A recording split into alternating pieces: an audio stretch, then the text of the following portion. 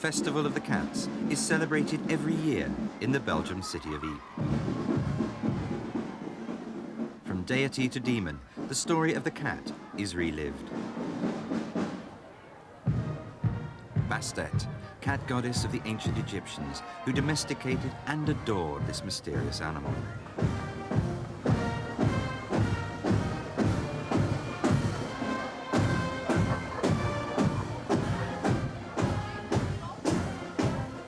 Drawn by two enormous cats, symbols of her fertility, Freja, goddess of the north. And the witches, for whom the cat suffered unspeakable torment.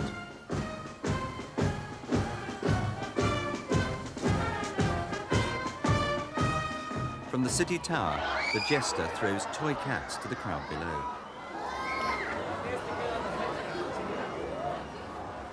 But it wasn't always toy cats that were thrown from here. In 962, the people of Ypres were accused of worshipping cats the same way that the ancient Egyptians had. And to try and clear their name, the Count of Ypres declared that each year 2 or 3 cats should be thrown from this tower. But what were the citizens of Ypres really up to? Were they showing they'd abandoned cat worship? Or were they still celebrating the cat's apparently supernatural power to often survive such falls? It wasn't until 1817 that the practice of cat throwing finally stopped. In our modern world, life may seem less risky for the cat, but for an inquisitive kitten, a tumble is still never far away.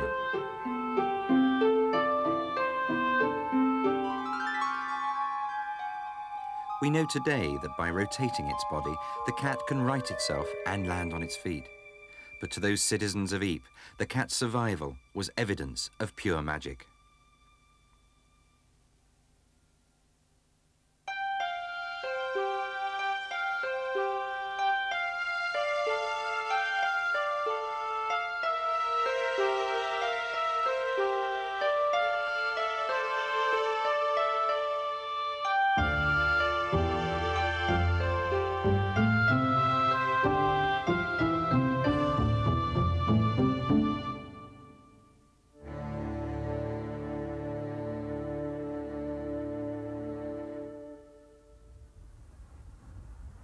The cat has always been bestowed with magical powers.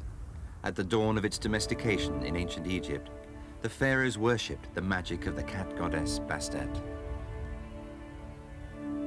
They believed she could hold the sun's rays in her reflective eyes and keep them safe at night. A goddess with powers of sun and moon. Worship of the cat continued even after the Roman conquest of Egypt. But when the Roman Empire embraced Christianity, all such cults were suppressed.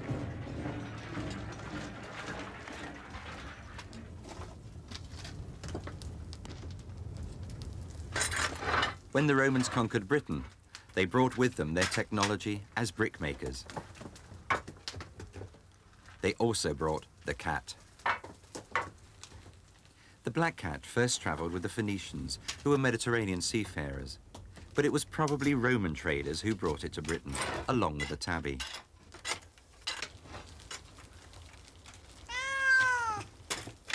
The evidence of the cat's arrival has been left by the cat itself. This is a Roman roof tile from Caesar Omegas, Roman Chelmsford. And from the same excavations, I've got some fragments of tiles, and on them, I've been able to identify for the first time for this site, cat paw prints. But are they wild? Or are they domestic? Roman Chelmsford was a busy fort and had its own brickworks. It's unlikely that a wild cat would have walked across the tile drying yards, bustling with soldiers and townspeople. But a domestic cat, that's a different story.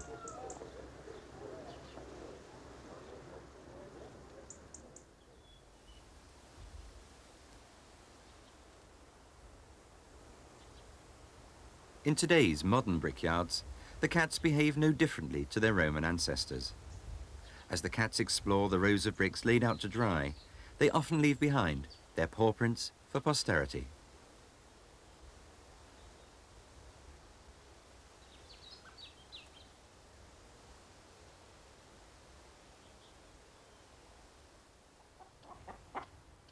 Like cats, chickens are not native to Britain. They arrived at the same time with Roman traders, and the bones of both have been found together in defensive ditches around the ancient city of Colchester.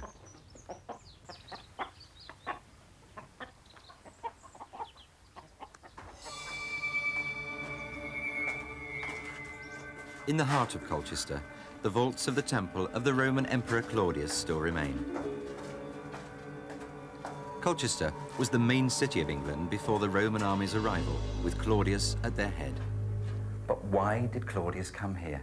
There'd been a lot of trade between Rome and Britain, and it did seem a worthwhile prize. Archaeologists who've been working on the town here have discovered evidence of the arrival of the first chickens as part of that trade, and something else. A cat bone, and yet its significance has been ignored until now. But I believe it to be the earliest remains of a domestic cat to have been found in Britain.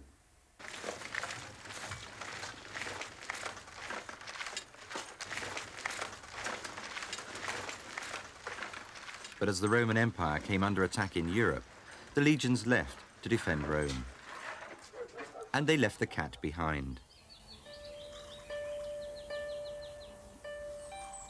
By the 5th century, the last of the Romans had gone, and their treasured pet cats were abandoned or had escaped to live wild.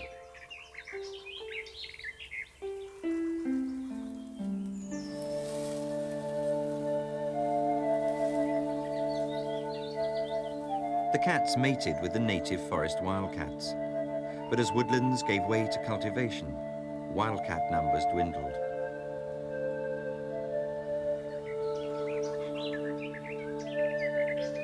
After the Romans came the Saxons. As their villages grew, so too did the domestic cat population.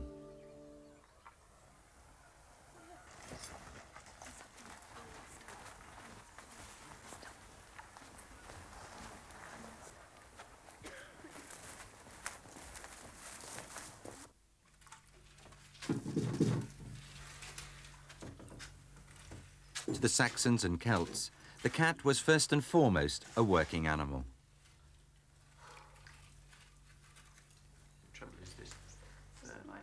In 936, Howell the Good, Prince of South Wales, decreed that the cat's value should be judged on its abilities as a mouser.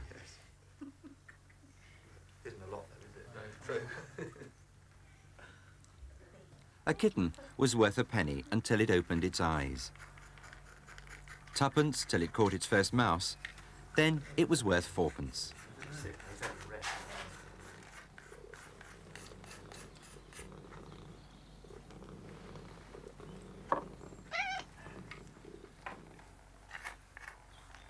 The cat's worth to its owner was such that if it was stolen or killed, the fine was fourpence. But if the cat guarding the king's barn was killed, the fine was heavier still.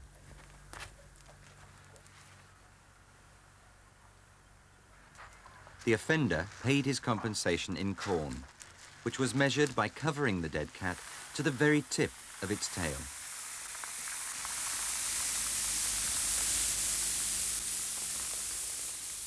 The relationship was unsentimental. In medieval times, both true wild cats and domestic cats gone wild were also hunted. At Bicknicker Priory in Essex, King Henry III even issued a royal charter for the monks to hunt cats.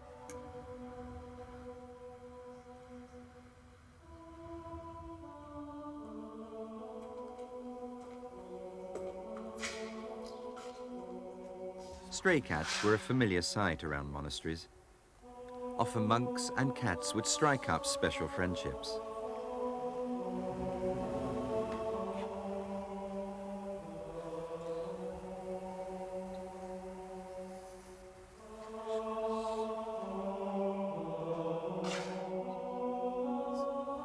Yet when cat numbers grew too great, they were culled, and the monks were allowed to trim their cloaks with the cat's fur.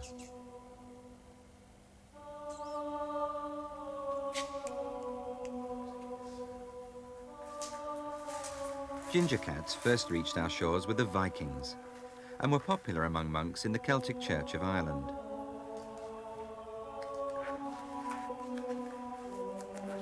One Irish monk in the 9th century doted on his cat, who he called Pangoban.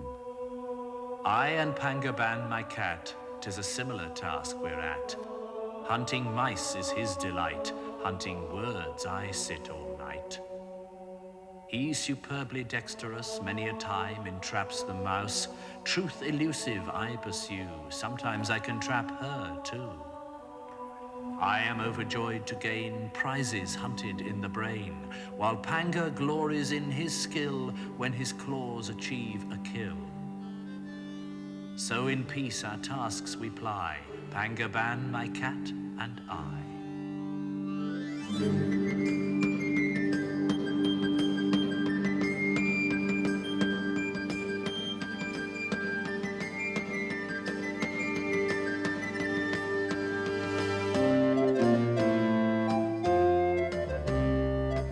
So medieval man and the cat lived in matter-of-fact contentment.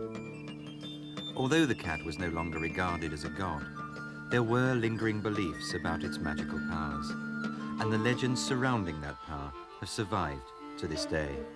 I shall introduce myself. My name is Richard Whittington of Gloucester. Good cat, what, pray, is your name?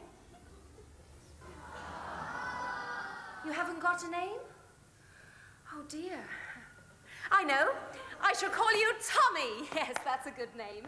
I can see Today's Christmas pantomimes of Dick Whittington and Puss in Boots are based on stories that date back to medieval times.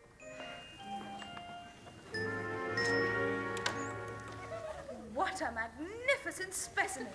Why, thank you. Oh, and such a beautiful coat. I shall just simply have to tickle his The tummy. pantomime tells of how a poor boy rose to wealth and power as Lord Mayor of London, helped by his cat. My name is Richard Whittington, and I've come to London to make my fortune. Your fortune? Yes. I'm going to have an ermine jacket, a velvet cloak, and a three-cornered hat. With a feather? Do you think so? Definitely. All right, with a feather. Dick Whittington did indeed become Lord Mayor of London. But was there a magical cat? In medieval art, the cat was also a potent figure. In paintings of the Virgin Mary, it was sometimes portrayed as a symbol of her divine fertility. In others, however, it was more threatening. When the cat sits behind Judas, it's become a sign of evil. The cat hadn't changed, but as a god in ancient Egypt, it was identified with the fertility goddesses of Europe. Christianity made them all devils.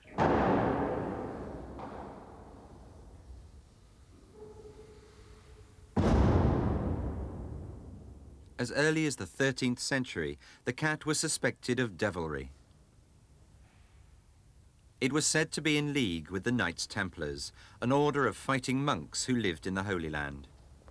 When this powerful army returned to France, the king felt threatened and had them tortured as heretics.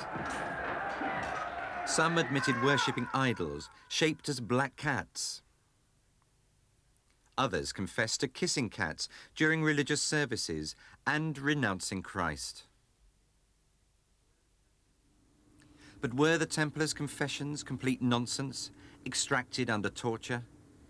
They'd lived in the Middle East, where the cat cult was firmly established, and where there were still far more cats than in Europe. These noble monks, living in cloistered isolation, would have been charmed by the cat. Hardly a crime to our modern eyes, but to their accusers, this was a pact with devilry.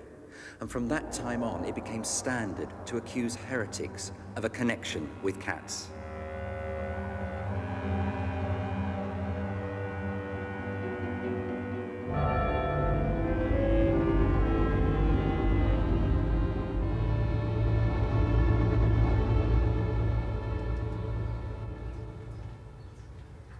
Christina, a female Pied Piper, befriends the stray cats of Venice.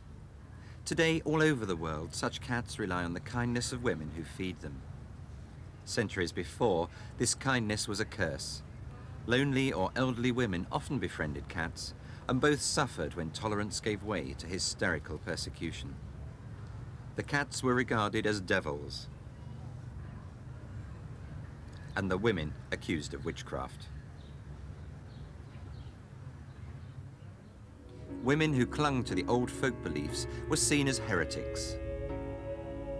Cat ownership confirmed to their Christian accusers that they practiced the naked rituals of the ancient fertility religions.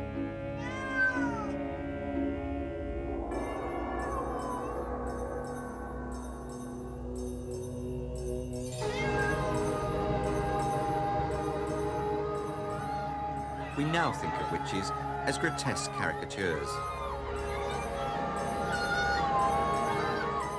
But for centuries, they were taken seriously and hounded by the church. They must be burned, and their cat too should suffer the fire. Today, witchcraft still casts its spell in modern reenactments of the trials of the victims.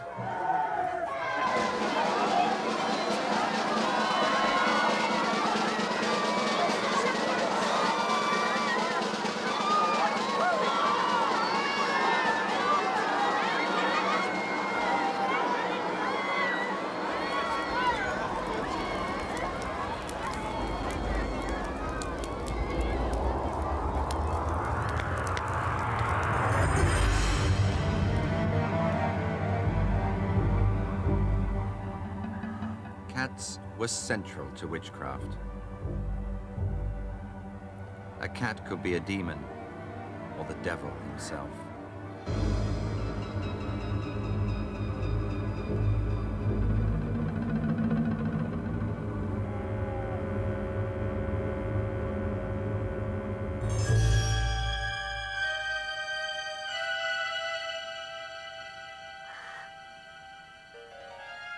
The 16th century was a period of upheaval between Catholic and Protestant churches. But both rounded on witches and cats as outsiders.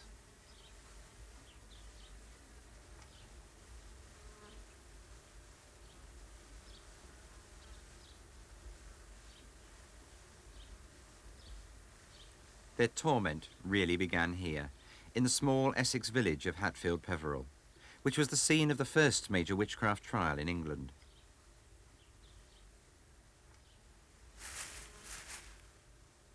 The three witches were said to have gained their power by ownership of a black and white cat called Satan.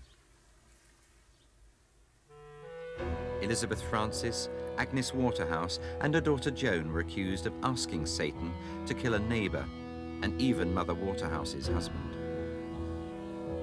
Satan, it was said, could also change form.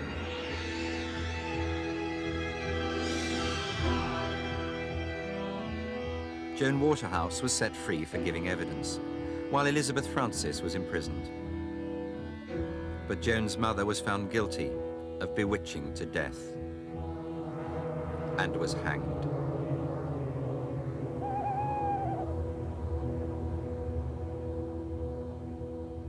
Tainted by witchcraft, the cat's suffering lasted for centuries.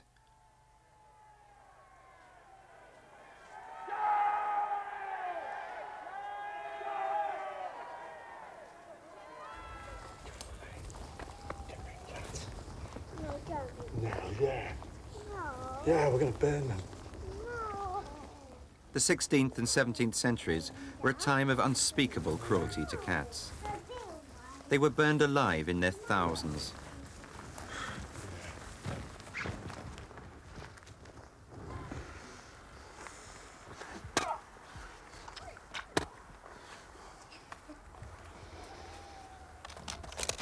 Christianity took its revenge against the old beliefs.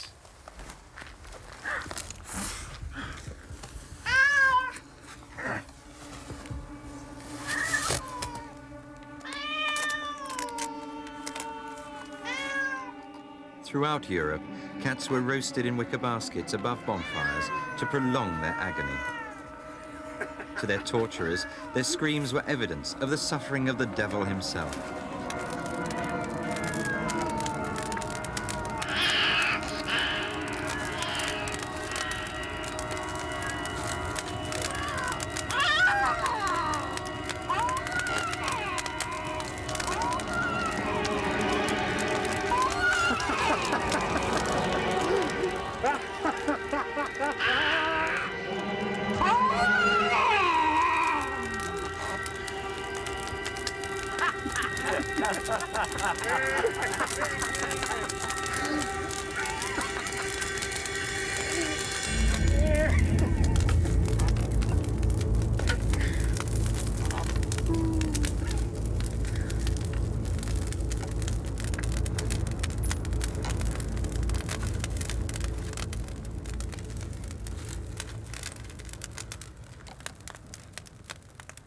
Even when the embers of witchcraft were dying down, the magic of the cat still persisted.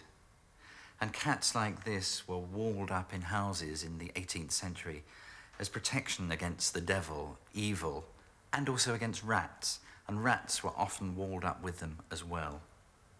The awful thing is, we're not really sure whether they were walled up dead or alive.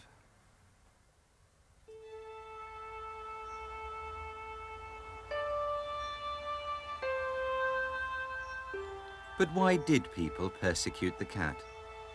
What was it about the cat that made the ancient Egyptians deified and medieval man treated as the devil? They both misunderstood the cat's biology. It wasn't bestowed with magical qualities, just the superb body of the supreme hunter. The cat's skull and jaws are short to increase the power of the killing bite.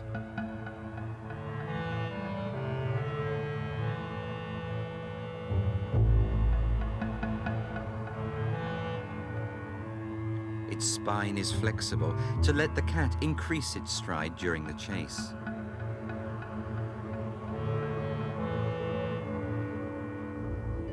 The teeth are those of the carnivorous killer. To the cat's persecutors, its shining eyes were evidence of demonic power. In reality, they allow the night-hunting cat to see the nocturnal mouse.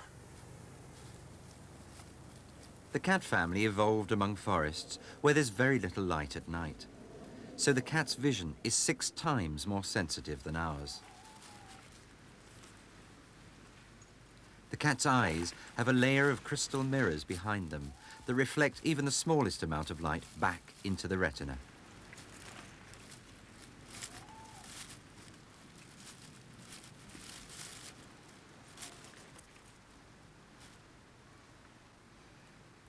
There's no magic here, just evidence of the evolution of the perfect predator in search of its prey.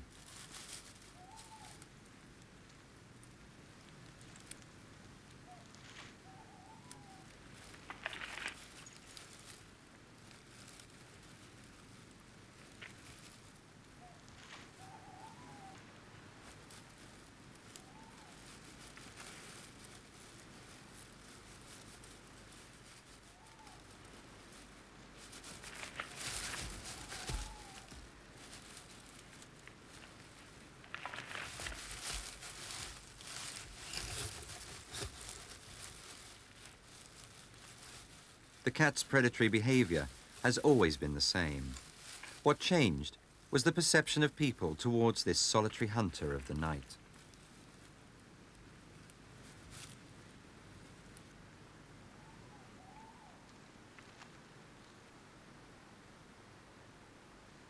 But the most striking misunderstanding of the cat by its worshippers and persecutors alike was the way it mated.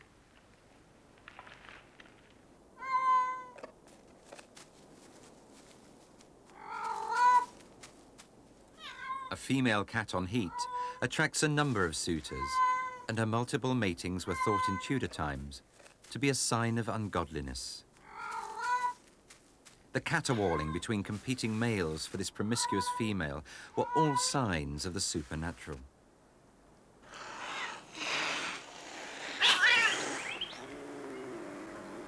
The mating itself was the most misunderstood.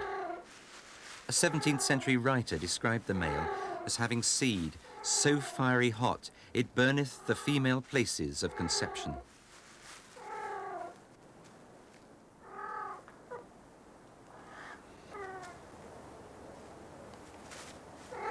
The truth is hardly less dramatic. When mating takes place, the male's withdrawal will make her spit and scream. That's caused by barbs on his penis, but they're what trigger the release of her eggs. So the eggs aren't fertilized on this first mating. Now it's the turn of Toms from other areas, which helps avoid inbreeding. But little wonder medieval man thought her lustful. In contrast, the dog has always been man's best friend, whether out hunting or working. That's ironic, because when the cat shows affection, it's being truly friendly. Yet the dog's display of loyalty and affection is largely a display of subservience to us as pack leader. The dependable dog has always been thought trustworthy, the cat despised as a dark spirit. Yet both are hostage to their biological backgrounds. Dogs are descended from wolves who hunt as a pack. They have a leader just as dogs have man. Cats hunt alone. The dog family evolved in open countryside. The cat in forest. The wolf pack is a hierarchy, with the team hunting for a single animal to pull down from a herd. The cat stalks and kills its prey alone.